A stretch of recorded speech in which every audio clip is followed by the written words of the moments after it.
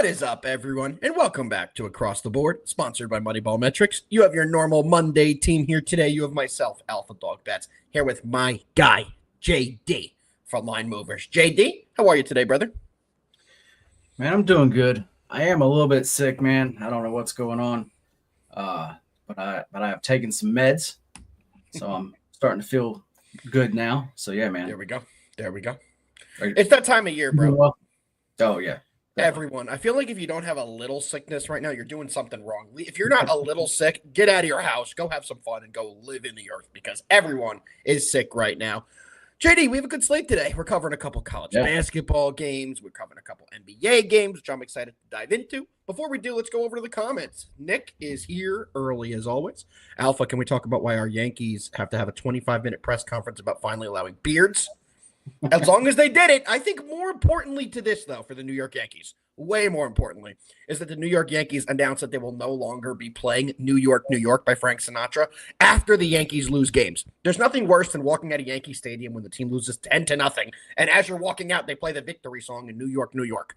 No, do that when we win. Play something depressing when we lose. Just stop doing that. So I am glad that the Yankees are doing that. And I'm glad that the Yankees are also allowing beards and adapting to, not being in the Stone Age, because I do think it does deter some free agents. It works if you're the Yankees in the 1970s, 80s, and 90s when you're winning the World Series every other year. Everyone wants to be a part of that. When you're never winning anymore, you can't have prehistoric rules like you can't have beards. So I am glad that the Yankees are making some adjustments there. Over to more comments. We have Jabo is here, as he always is. We appreciate you tuning in, as always, Jabo. What's up, brother? Joe is here, as always. We appreciate you too, Joe. You and Joe going to be live today at 5? Oh yeah, I will be there, Joe. I'm looking forward to your breakdowns today, my friend. And David is here, as always, as well. Indiana football scored more points against Purdue than Purdue scored against Indy yesterday. That second half, David, was one of the worst second halves I've seen this year out of any team at any level in any sport. Purdue got absolutely waxed in that second half, and they had a big lead going into it, too. What was it, like 48-12? It was just something crazy where they played a terrible second half. Disgusting is right, my friend. All right, JD, we have a couple things we always do on this show, but before we get into what we're going to be talking about today, let's do our weekend recap. How did you do this weekend, brother? Weekend was pretty good, man. Friday was a good day. It was a positive day. I believe on the show picks, I believe on the best bets, I believe I went 1-1 there. Grizzlies first half team total over let me down. That has just been a cash cow for him, but that let me down. But then I had the Warriors team total over. That one was an easy one. That one sailed over. Saturday, I think I was three units down or so. And yesterday, I took the day off. It's always nice just sometimes just take a day off, man. Needed a JD day. Totally get that. Everyone needs those every now and then. I'll go into mine. My free plays yesterday were the Pistons. They got it done. That game got way closer than it needed to be late, but the Pistons still were able to get us the cover. I also had the Cavs -6, which we pushed on, so free plays went 1-0-1, so we didn't lose any free plays. VIP won as well, so good day on Sunday. Saturday, very similarly, we did have a decent day. We did give out Wisconsin early. They were up 17 in that game with about 5 to 6 minutes to go. They ended up losing outright in overtime to Oregon, so that was a frustrating game. But outside that Wisconsin game, it was a very good weekend, and our reads have been on point. So, JD, let's keep it rolling. I absolutely love some of the games today. Over to the comments one more time before we get into today's action. Weird Twitter's not showing the live from Bold Stripe News. Really? I think it's definitely showing the live. I see it. I just looked it up on my phone, and it's showing up. Yeah, you might want to just refresh. It's looking like it's working here. We have just over 100 people here early on, so it looks like things are flowing. One more comment to Nick from David is saying the live is working. So Bold Stripe News, it does appear to be working for others. Parlay Prince, what's up, bro? Always love seeing you jump in here. And Nick Castrucci, I'm sorry. Dude. Nick, I have to apologize because one of my good friends, his wife's last name is the same as yours, and it's pronounced Castrucci, spelled the exact same way. So I'm used to saying it that way. I know it's Castrucci. I do my best to get it right. So just know I'm trying here. JD, the Dookies are looking good. What do you think? Dude, yeah, they look really good. I just hope this next month, when it actually means something, that actually they can play like this. We'll see. Because if they do, I'm really not sure that they can be beat. Yeah, really. I think they have a good shot as well. JD, I did want to tell you, I saw a fun mock NBA draft today. It looks like the consensus is Cooper Flag #1 at a Duke, Ace Yeah. Bailey #2 at a Rutgers, and third is Dylan Harper at a Rutgers. So if the draft goes anything like that, you and I will be happy campers if both of us get 1, 2, 3 in the draft order from our favorite team. So that'll be interesting. More to come on that. But JD, the people are here for one reason and one reason only. They want winners. So you ready to dive into some college hoops? Let's do it. Let's get it, brother. First game of the day we're going to be breaking down is going to be the Michigan Wolverines, coming in 20-6 on the year. They're 12-3 in conference, and they're coming in 12th in the nation, taking on the Nebraska Cornhuskers, who are 17-10 on the year and 7-9 in conference. JD, did you see after the last Michigan game, Vlad Golden proposed to his girlfriend on center court after they took a 20-point beatdown to the rival Michigan State? To me, that was wild. I didn't think that was appropriate. What were your thoughts on that before we get into the game? Yeah, that was a weird one. I would have switched my plan up. Yeah. And actually done a different location or waited to a different day or, something. 100% agree with you. 100% agree with you. Question from Bold Stripe News. Sorry, I keep saying Bad Stripe News. Why do I cheer for Rutgers over the Johnnies? I am from New Jersey, brother. Rutgers is the state university of New Jersey. And unfortunately, my father is a diehard Rutgers game. I've been going to games since I was a baby. So my father, unfortunately, gave me a lifelong losing fandom in the Rutgers Scarlet Knights. Gonna be honest, that is probably the most difficult team to be a fan of, probably ever. Rutgers sucks at football, sucks at basketball. They're starting to get a little better, but over my 33 years on this earth, Rutgers has been a very difficult team to be a big fan of. Also, St. John's doesn't have a football team, and they're only really good this year. They haven't really been great in the past. So good year for the Johnnies this year, but Rutgers still runs this area. Let's get into this game, JD. What do you like? Who's going to win? And what are you taking? So this line to me is pretty interesting. And when just looking at it, as far as my numbers go, I've actually played around with this one quite a bit. And I have the Wolverines here as still a 4-point favorite. That's as low as after tweaking things, that's as low as I can get them down here. So for me, as far as the numbers go, it's a play on them. But then you get them coming off of that loss, which actually me and you both thought that's how that game was probably going to go. But now they're playing against this actual Cornhuskers team, which they're just not as good. They just it's as far as the actual talent edge, as far as everything, and as far as actually Michigan, what their one weakness is they really turn the ball over. That's really the only bad thing you can really say about them. But this actual Cornhusker team is not a team I don't think that can really do anything with that. Yeah, I agree. I think as far as in the paint, actually down low, they're going to have a tough night. And so, yeah, man, as far as this number, I just think it's short. I did actually send this out to actually clients. I sent it out on the money line, actually -110.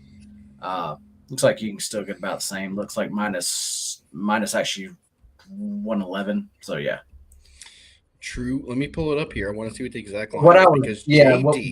What I was meaning to say was, as far as the Big Ten actually home court, that's the only reason why I actually think this as actually far as this price. Nick, that was funny. But yeah. Aiden, a lot of people say that Nebraska's a very tough team to beat on the at Nebraska, so it does give you a little hesitation. But let me tell you something. The last home game, they hosted Maryland. They did lose. The game before that, they sneaked by Ohio State. But this isn't your normal Nebraska basketball team. They're just not as talented as they've been in the past. I am going to be taking Michigan as well. I just don't think Nebraska has the height to deal with Michigan down low. That's going to be the strength there. Vlad Golden should be able to have a big game on the boards. Danny Wolf should be able to anchor the offense, the 7-footer who's able to bring the ball up, play as a point guard, and plays fantastic. So I do think Michigan should be able to win here. I am taking them on the money line at -111. You can currently get that on FanDuel. And it's probably my favorite college play of the day today. People are a little down on Michigan because they haven't exactly been great in their last couple games. They did lose to Michigan State. But before that, they struggled against Ohio State. They barely got out of that one. Ohio State's not a great program this year. Before that, they struggled against Purdue. They were only able to win that game by 2. Before that, they struggled against Indiana. They only won by 3. Before that, they struggled against Oregon. They only won by 4. So they're winning their games, but they're winning by 3 to 4 points at most right now. So they're not dominating anyone, but this team knows how to close, and they do know how to win. When they're up late in the game, they will be able to get it done, and I do think they're going to get it done. So my favorite play on this game and my favorite college bet of the day is going to be Michigan on the money line at minus 111. Over to the comments yet again. Favorite game on the card today, David's taking Michigan as well. So I love to see that. David's been red hot. If you guys have seen his parlays, he's been cashing some bangers. So keep them coming, David. Joseph, I know you're a Michigan State brother, Michigan State fan, brother. I know you were excited when we had him the other day. I like Michigan State way more than I like this Michigan team this year. I actually think I may be taking Michigan State to make a little run in the NCAA tournament. I do like what's the word I'm looking for? The entirety of their team. They're good down low. They have good guards and they can shoot. So I do like Michigan State. But in this spot, I agree with you. I do think Michigan is the right play here. So we're going to be all over Michigan on the money line, minus 111. All right, JD. Second game we're going to be breaking down today is going to be the Houston Cougars taking on the Texas Tech Red Raiders. The Cougars are coming in 23-4. They're 15-1 in conference. Going to Texas Tech, taking on the Raiders, who are 21-6 and 12-4 in conference. Last time we saw Houston was on Saturday. They beat Iowa State by 9. I was very happy. They only won that game by 9 because I did have Iowa State plus 11.5, so big win there.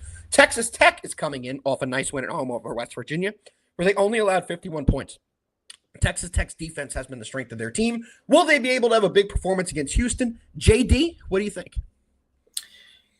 When you look at this spot, as far as actually like Tech goes, Tech has already beat them actually this year. Yep. And now they're at home, and Houston just played. I believe they played Saturday, right? Both played Saturday. Yes. Okay, but Houston is actually having to actually like travel here. I know it's not big travel here, but still a big state. I feel like I feel like a lot of people are going to look at this line and really like the home dog here. And for their home court, I actually bumped it up some for this certain spot. And once again, for this line here, the lowest I could really make this was at Houston minus 3.9. Houston, Houston I've backed, and especially backed like on the actual road. They have still not lost a road game. So that to me says something. They've already lost to this team. That was a wild game too. I believe it was a 1-point win. Let me bring it up here. Yes, that was a Tech actually 1-point win. That was a pretty wild game. To me here, once again, Houston is just the better team. Like I said, they are a great road team. Once again, I just think that this number is just too short. So yeah, give me Houston. Give me them on the money line. You can get them at minus 114. I read it the same way you do, JD, but I'm not sure if I'm going to play it yet. This is still a game I'm still going to do a little more research on as the day goes on. It feels just like the Michigan game. It does, but I'm a lot more confident in Michigan to win tonight than I am on Houston. But I still may end up being on them. But as of right now, I am going to stay away. I do think it's Houston or no play. It's very difficult to beat a team twice in 1 year that's as talented as Houston. It really is. And, Samson's going to have these boys dialed in, ready to go with a good game plan. So for me, right now, I'm leaning Houston. It may become an official play, like I said, but for right now, it's just a lean, not an official play for me quite yet. Did just see some sad news on Twitter, JD. For any New York fans out there, you know who Al Troutwig is or was. He was the voice of the Knicks and Rangers pregame and postgame. Looks like he unfortunately just passed away, age of 68. He was still working there, so we saw him on TV a couple days ago. So any of my New York fans out there that watch the local teams, definitely a sad day out there to see that he just passed. So rest in peace to Al Troutwig. All right, JD. That's going to do it for the college basketball segment of this show. Yep. But we know why the people are here. And that's because they love our NBA, JD. No one's been hotter than us in NBA this year. So let's keep it rolling. First game we're going to be breaking down today is going to be the Brooklyn Nets coming in 21-35. They're 12-17 on the road, taking on a Washington Wizards team that is 9-47 on the year and has 5 wins at home. They're 5-24 at home, which is, I don't need to say what that is. You guys know what that is. JD, what do you like in this game? There's a couple injuries, so let me go over those first. Cam Thomas for the Nets is out. D'Angelo Russell's out, and Noah Clowney all out for the Nets. On the other side, Marcus Smart, Alex Sarr, Chris Middleton, Malcolm Brogdon, all game time decisions, and Sadiq Bey is out until at least March. All that being said, what do you got? You know, the Nets last game, I believe, as far as Russell goes, he was also out then, and they beat the 76ers, and they were 11-point dog there. So him being out versus this Wizards team, that doesn't really kind of concern me here. I haven't made a play on this game just because this number, I'm still trying to kind of figure it out. With them being at -3, I mean, actually, like we just said, like they actually have like a couple guys out, but this like Wizards team, man, is just bad.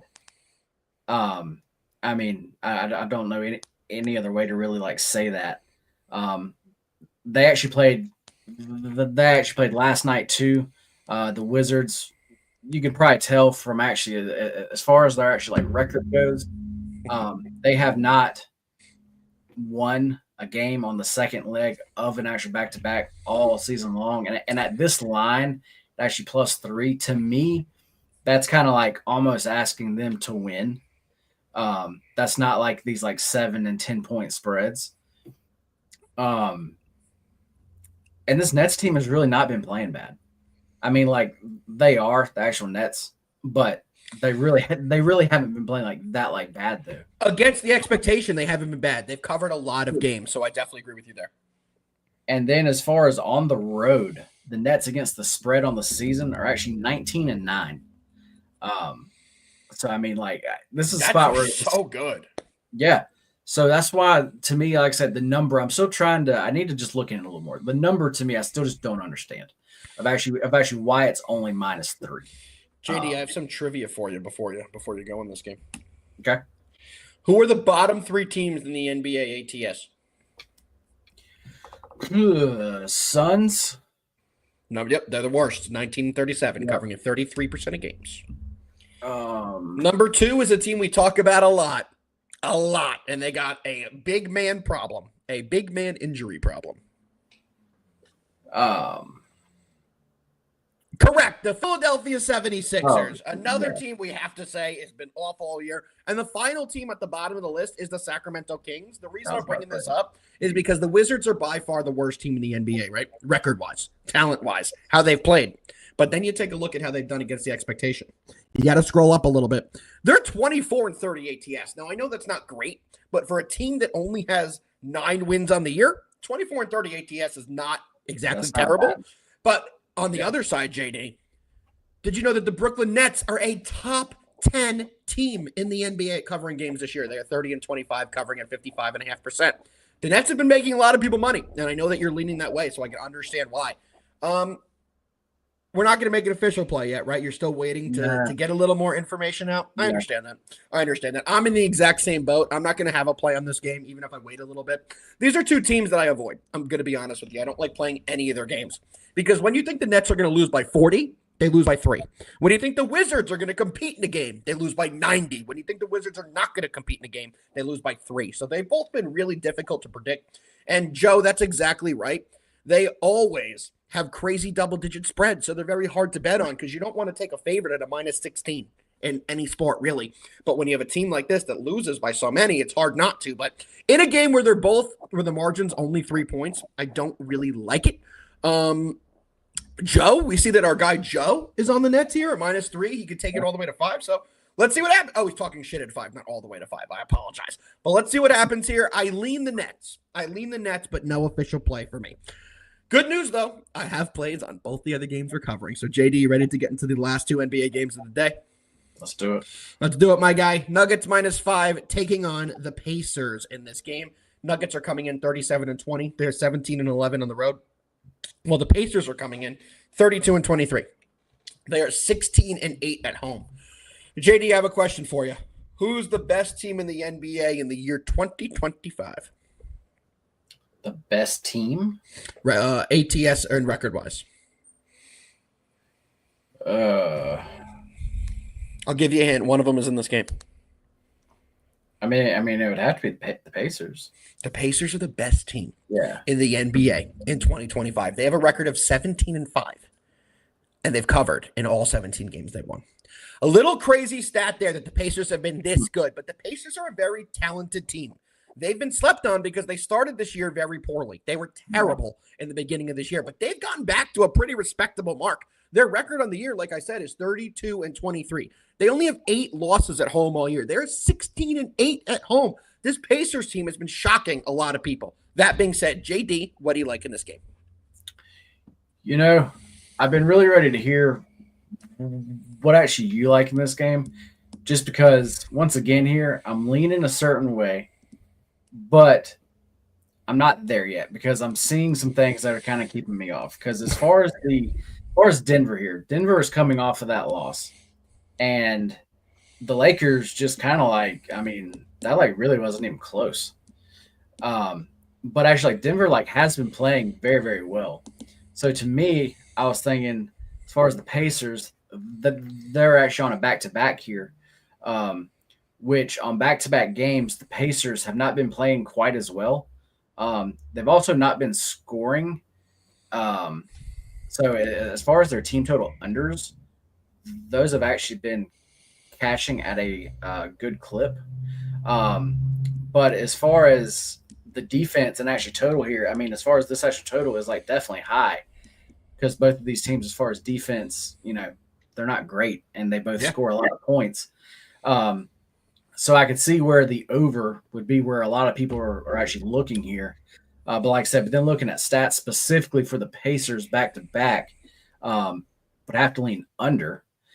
But then I was looking at, as far as the Nuggets go, and I was looking at them on the road. They're not necessarily great. But I was looking at who they beat. I was going to get into that. I was going to get into on the road. And I like to say that for you. But yeah, it's just a bunch of not very good teams. It's all trash. I have the exact list up here. Okay. So that's what's making me kind of pause here. But what I'm almost getting to is I've noticed in the second half, that's when the Pacers tend to pick things up more. So as far as the Denver side, which is where I was initially starting to look, it is actually looking like a first half play there. I like that a lot better than full game because the Pacers are one of my favorite plays of the day. This Pacers team is not getting any respect. They're playing some great basketball. I know Denver's coming in red hot. They've won 9 of their last 10 games. However, the last game they played, they lost. Let's go over the teams that they won and they beat in this 10-game stretch. First game was the Philadelphia 76ers without Embiid. Congratulations. Second game was the Charlotte Hornets. Congratulations.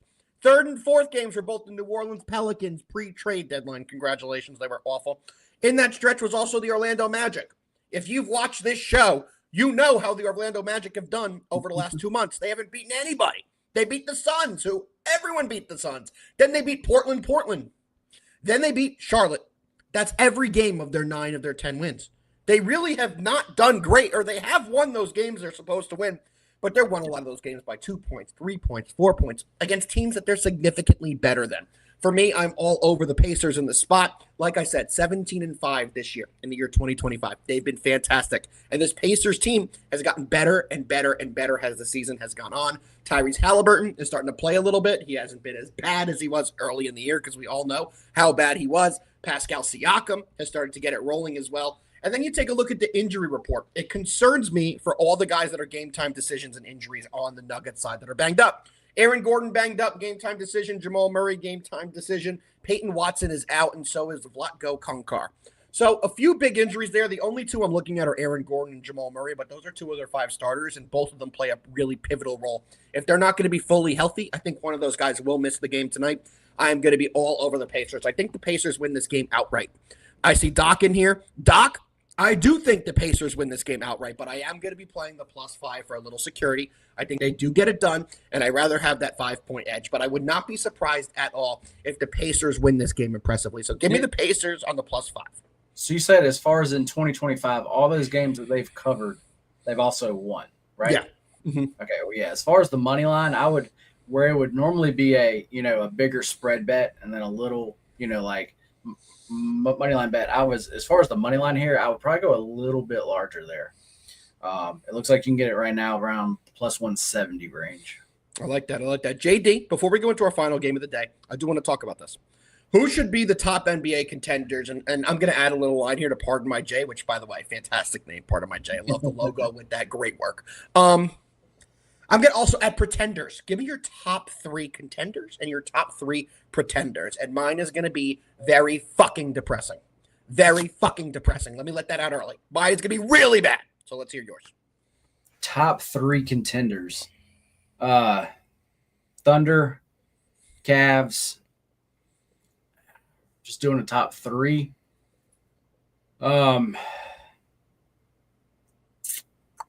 You gotta put the Green Boys in there. You gotta put the Green Boys in there. I mean, that's what I was trying to think of. I was just about. I mean, like as far as the Celtics. I mean, yeah. You have to. Who are your top 3 pretenders? Shut up, David. I'm not putting that on the screen, but shut up, David. Back to you, JD. Who are your top pretenders? That one's a little bit tougher, man.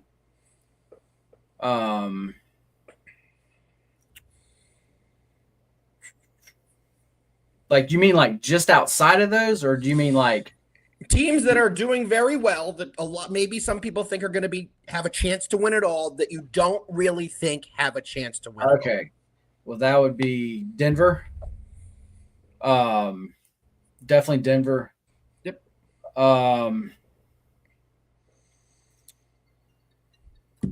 Sorry about that. You're good, call. Bro. I don't think you can put the Suns in this list because they're 11th and they're not even in a play-in game right now, so you can't put them Knicks. I'd have to put Knicks there. Sorry. And then I hate to put them as a pretender, but I guess the Grizzlies. I'll go over mine. Top 3 contenders: Cavs, Boston, Thunder. I think it's the same as you. Top 3 pretenders. Number 1, the New York Knicks. It's unfortunate that the Knicks are such a more talented roster than they were last year, and they're so much worse than they were last year. The coaching has fallen off. This team, oh, Joe, Jesus Christ. I'm going to continue on here. You need to spell check that, brother. Yeah. I am going to go over my next top 2 pretenders. And it's the same as you. I hate that you nailed it, but it's the Grizzlies and the Nuggets. I've said it on the show all year long. I do not believe in the Nuggets this year. I don't think they have enough depth, and it really pains me to say the Knicks. I know a bunch of you guys in the comments have said that. Joe said it. David said it. Bill said it. Shut up. We still have time to turn it around, but as of right now, the Knicks are definitely not a contender. They're 0-7 this year against the Cavs and the Celtics in the East, and they've lost on average by 20 points a game. Just can't do that. Joe, we appreciate the correction. Big correction there. All right, JD, you ready to dive into the final game of the day we're going to be breaking down? Yeah, let's do it. Let's do it, brother. Clippers, Pistons. And let me tell you something. If you guys follow me, you know I love my Detroit Pistons, man. This team just keeps getting me wins. They're just, you know how every year you have a team, JD, that just, it seems like every time you bet them, they come through for you. For me, that's this year's Detroit Pistons. I've been riding them all season long, and they've done a fantastic job for me. Coming into this game, the Clippers are 31-25. They're 12-15 on the road, though. So the Clippers are a much better home team than they are on the road. They're going to take on Detroit in Detroit, who are 31-26 and 14-13 at home. JD, we'll kick it to you. What do you like in this game? There's another one, man, where I'm like close on a play, just not quite there yet. And like you said, this actual Pistons team, man, is just getting it done. They are playing well. As far as the Clippers go, they're actually coming off of – they've actually lost their actual past 2 games. So as far as actually like motivation goes, You would think that they would have more here. But with saying that, Clippers on the second night, of national back to back, they have not been good. And then on the road, just actually like you said, they have not been good. And tonight, you're getting both of those. Double trouble. Yeah. So but like I said, they have actually lost their actual past two games, and that's the only reason why I have not bet the Pistons yet. I'm still waiting, and I'm hoping that this line climbs up some. It looks like it already is. It looks like they're up to -2.5 now, so that line is starting to go up, and that's kind of what I'm waiting for. Is just for this line to go up a little bit more. Also, one of the other things I'm thinking about is the Pistons team total over. I actually talked about this last week, and as far as the Pistons go, you don't really think of them as actually like a higher scoring team, but they have been putting up points though. They actually really have. And actually, then as far as the Clippers go, you think of them as a under team. Yep. That's what they've been actually most of the year. But they are 8-2 to the over their actual last 10 games. You mix all of that together, and you have the Pistons team total at a very low, I believe it's 110. It's low. Yes, it actually is at 110 here. So to me, that's also looking a little bit low. So I'm not sure if I want to take the Pistons side or if I want to take their team total over. So that's what I'm going to spend the afternoon trying to find. Our guy Joe agrees with you. He likes the over. But, JD, let me ease your nerves. Let me soothe your troubles here. Because it's the Detroit Pistons with the points yet again. Everything you said is correct. In this specific spot, we love what they're going to be doing here in this spot, considering that the Clippers have been terrible on the road. They've been terrible in back-to-backs. Meanwhile, this Detroit team is very young. Most of their guys are young, good players. They have the energy that they can go for a second game. Let's go look at the Clippers roster.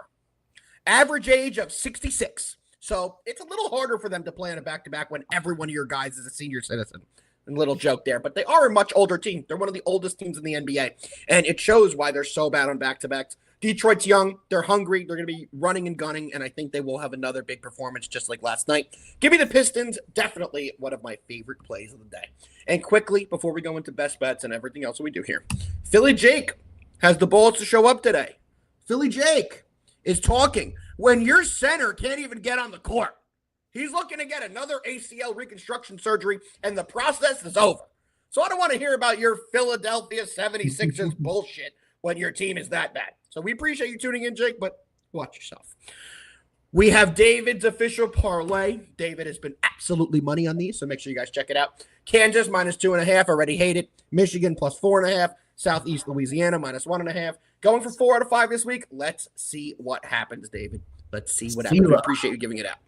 Good. Jake, at least I'm glad that you understand that it's over for you guys as well. All right, JD. Still a couple things we still have to do on the show. You ready to dive into our best bets for Monday, February 24th? Let's do it. Let's do it, my boy. We're playing the graphic. We're getting everyone ready. And JD, I'll kick it off. I have 2 best bets for the day today, guys. I think you guys could probably guess which ones they are. Michigan on the money line in college hoops. I think Michigan absolutely rolls Nebraska tonight. Give me the Wolverines to have a big performance. Second play, Indiana Pacers +5. You could even take the money line. I think they are going to win outright. I'm probably going to sprinkle on the money line, but the official play, my Twitter free play, what I'm going to be posting later is going to be Pacers +5. JD, what you got? I'm going to go back to those first 2 games that we went over. Give me the Michigan. Give me money line. Looks like the best you can get right now is -1. So definitely still like that one. And then give me Houston. Tonight, I definitely like the spot for them. Just like everything about the spot. I mean, I don't love everything about the spot, but I do think them being the better team here, just clearly better team, them actually already losing to actually Tech here. I definitely love them. Like, give me the money line there. You can get them at -114. There we go. Let me put it on the screen. Get your phones out. Take your screenshots. Michigan money line for the both of us. Pacers +5 for me. And Houston money line for JD. JD, it's been a fun show. Comment. You guys were fantastic. Thank you for making this a fun show today. JD, any parting words for the people before we get the heck out of here today? You know, as far as in the NBA, I'm like really trying to look over. I'm really trying to. I have about 5 plays that I actually want to make, and I'm just trying to narrow those down and figure out what to actually do there. So make sure to check out the show at actually 5 o'clock today. We'll be going over those, and I will definitely be giving out a couple plays there. So before we get out of here, JD, we have one more question. Oh my God, there's no fucking way. There's no fucking way, bro. I said before the show to JD, it's been months since the ghost has appeared and turned my TV on. Well, they showed back up today. JD, we were so close to getting perfect there. That's hilarious. That I said it to you right before the show kicked off. We have one more question. Pardon my Jay saying final question, and then he put or UConn. So Jay, the other one. The other one. No, I'm just saying that or UConn. Yeah, I'm actually going with whoever else. Jay, if you have any questions, shoot us a DM, brother. We're happy to help with anything we can. David is asking, is Hefe locked out of his closet today? Hefe is at Yankees spring training. He has been with Aaron Boone. He's been sending us pictures with all the players, having a blast down there. So shout out, Hefe. We hope you're enjoying your time in Tampa. JD, it's been a fantastic show, like I said. We'll be back on Wednesday. Same time, same place. JD, you got to do it. Do the thing. Yep. Tonight, it's Monday. Brand new week. Let's start off strong. Let's fucking win. Let's fucking win, brother. I'll see you guys on Wednesday. Let's cash. Peace.